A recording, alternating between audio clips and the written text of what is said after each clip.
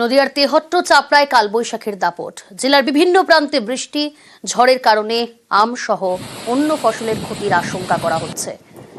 নদিয়ার তেহট্ট চাপড়ায় কালবৈশাখীর দাপট। জেলার বিভিন্ন প্রান্তে বৃষ্টিও হয়েছে। ঝড়ের কারণে আম সহ অন্য ফসলের ক্ষতির আশঙ্কা।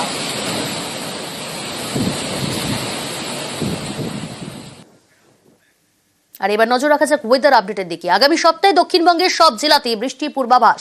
দক্ষিণ বঙ্গোপসাগরে তৈরি হয়েছে ঘূর্ণাবর্ত। 48 ঘন্টায় ঘূর্ণাবর্ত নিম্নচাপে পরিণত হওয়ার সম্ভাবনা। তার জেরেই দক্ষিণবঙ্গের একাধিক জায়গায় বজ্রবিদ্যুৎ সহ ঝড় বৃষ্টির সম্ভাবনা। আগামী 3 দিন দক্ষিণবঙ্গের প্রায় সব জেলাতেই হালকা থেকে মাঝারি বৃষ্টির পূর্বাভাস।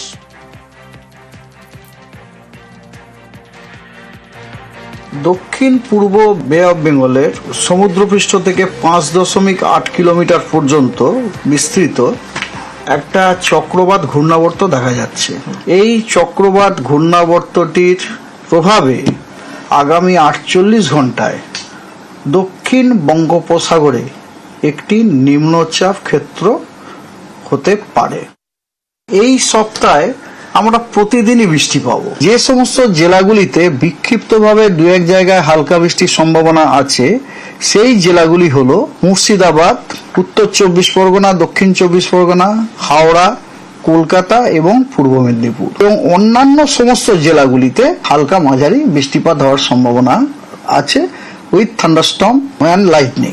9, 10, 11, 12 এই 4 দিনে দক্ষিণবঙ্গের সবকটি জেলাতেই বিক্ষিপ্তভাবে হালকা বৃষ্টির সম্ভাবনা রয়েছে এবং উত্তরবঙ্গের উত্তরের যে 5টা জেলা ফেয়ারলি ওয়াইড স্প্রেড রেনফল হওয়ার সম্ভাবনা আছে।